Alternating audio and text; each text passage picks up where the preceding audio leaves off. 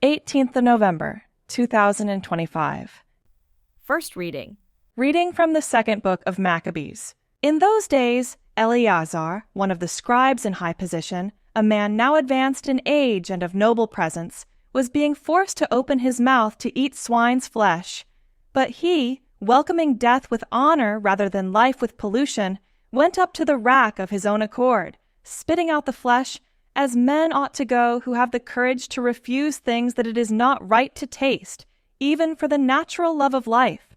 Those who were in charge of that unlawful sacrifice took the man aside because of their long acquaintance with him, and privately urged him to bring meat of his own providing, proper for him to use, and pretend that he was eating the flesh of the sacrificial meal that had been commanded by the king, so that by doing this he might be saved from death and be treated kindly on account of his old friendship with them. But making a high resolve, worthy of his years and the dignity of his old age, and the gray hairs that he had reached with distinction, and his excellent life even from childhood, and moreover according to the holy God-given law, he declared himself quickly, telling them to send him to the grave.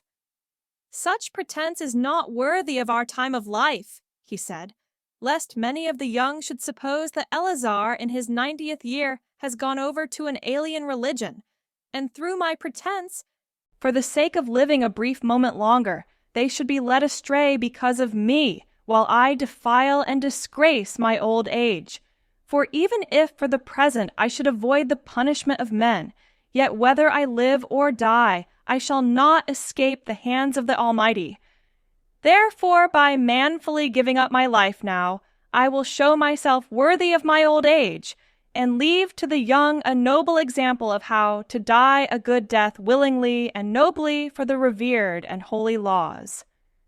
When he had said this, he went at once to the rack, and those who a little before had acted towards him with good will now changed to ill will, because the words he had uttered were in their opinion sheer madness.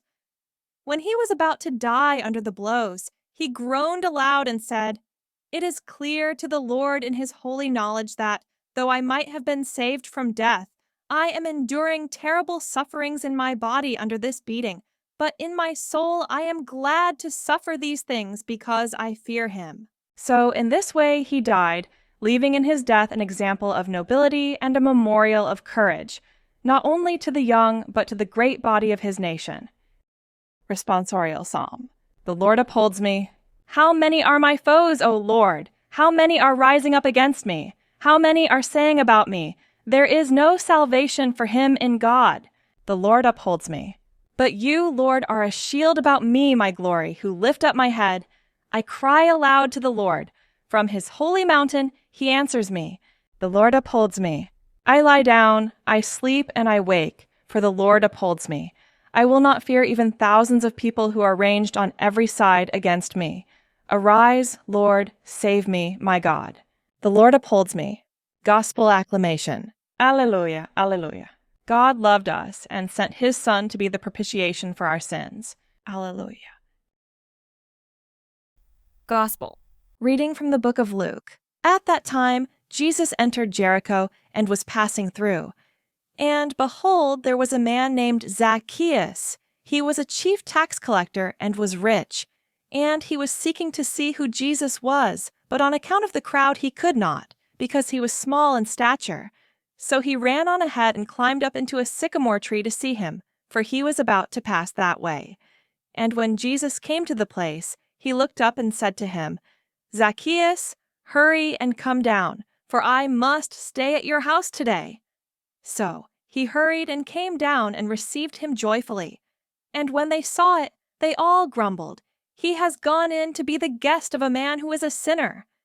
And Zacchaeus stood and said to the Lord, "Behold, Lord, half of my goods I give to the poor, and if I have defrauded anyone of anything, I restore it fourfold." And Jesus said to him, "Today salvation has come to this house, since he also is a son of Abraham. For the Son of Man came to seek and to save the lost." Gospel of the Lord.